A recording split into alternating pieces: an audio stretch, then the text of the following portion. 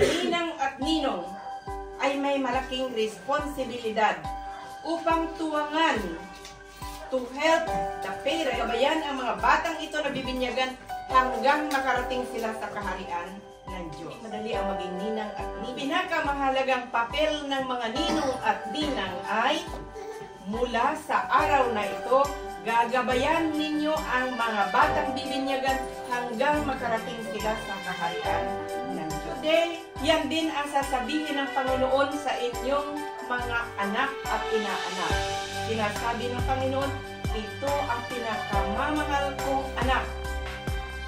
Gabayan ninyo siya. Binibigay ni Jesus sa atin ang responsibilidad bilang mga katuwang niya upang makarating ang mga batang ito sa kaharian ng Diyos.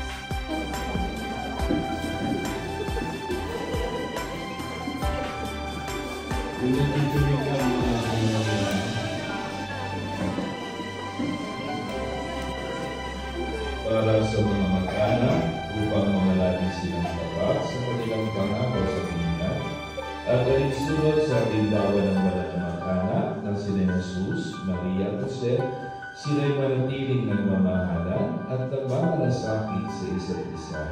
Manalangin tayo sa Panginoon. Para sa mga ninong at ninang upang sa patnubay ng banal na mag-anak, magampalan nilang tungkulin, tuwangan nila ang mga magulang sa paghubog sa kanilang mga inaanak. Manalangin tayo sa Panginoon.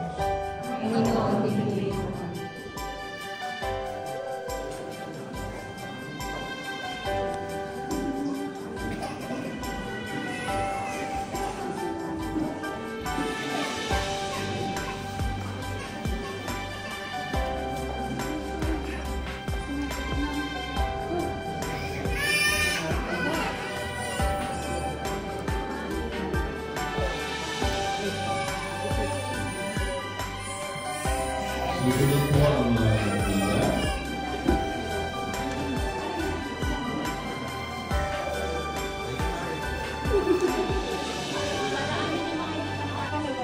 Pwede ko kumain ng ngayon kasi nangingay ng mga kanilig ng pagdiliwang para sa kawalan ng pagdiliwa.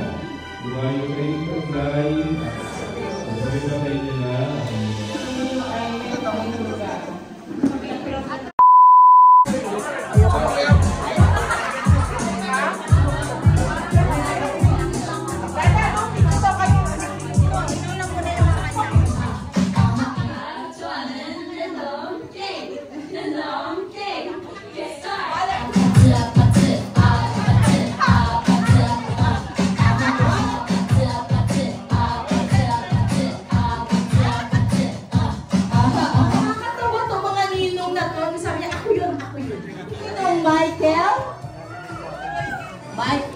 Miguel, okay na po, ma'am? Kumpleto na po ang mga ninong natin. Miguel. 1, 2, 3, walking!